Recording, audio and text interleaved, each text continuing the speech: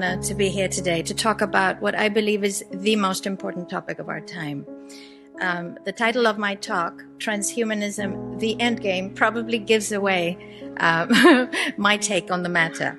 I'm not going to get into the technical aspects of transhumanism, though I do believe that one of the problems with faith with regards to public understanding of the matter is that it encompasses such a wide range of things. And we've seen some of them, but from genetic engineering, implant technology, artificial intelligence, nanotechnology, all the way to cybernetic prosthetics.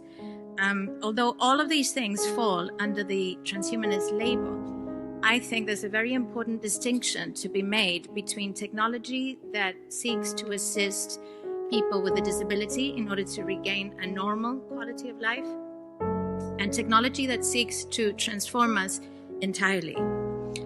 The focus of my talk today will be on the ultimate transhumanist goal, what has been termed by Ray Kurzweil, one of the leaders of the movement, as the singularity.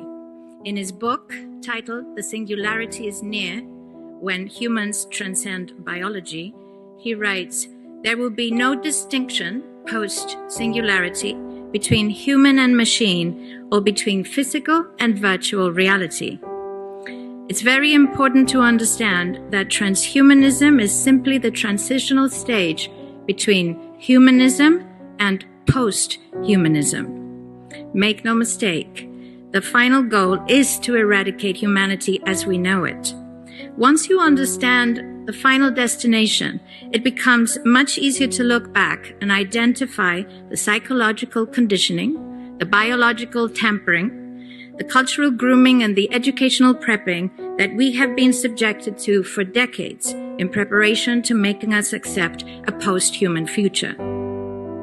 It takes a lot of physical and psychological abuse to get an intelligent species like ours to agree to its own extinction. Most, if not all, that has transcended in the last 60 years was designed to get us closer to accepting such a dystopian reality. Whether you care to accept it or not, we live in a hyper-controlled matrix where our perception of reality is meticulously planned, managed, and executed in order to control and steer us in whichever direction they wish. And the direction is a post-human world. For this, they first needed to destabilize, dehumanize, and demoralize humanity through every means possible.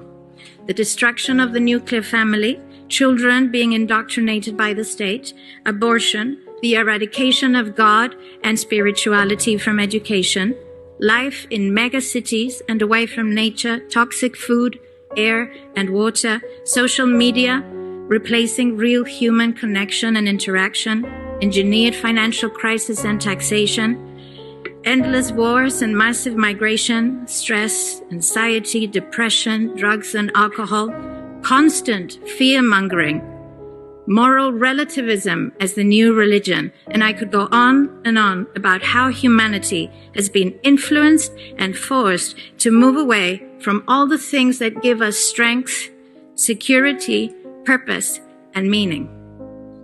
A weak, immoral, disconnected, ignorant, and unhealthy population is an easy target for the next stage, the creation of an entire generation of androgynous beings.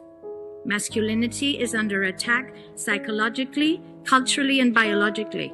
Women are being replaced in sports, entertainment, and politics by men pretending to be women. And children are being indoctrinated at school to think that gender is a choice. The transgender movement is not a grassroots movement. It comes from the top. It has nothing to do with people's freedom of expression, sexuality, or civil rights. It's an evil psyop with a clear agenda to get us closer to transhumanism by making us question the most fundamental notion of human identity, our gender.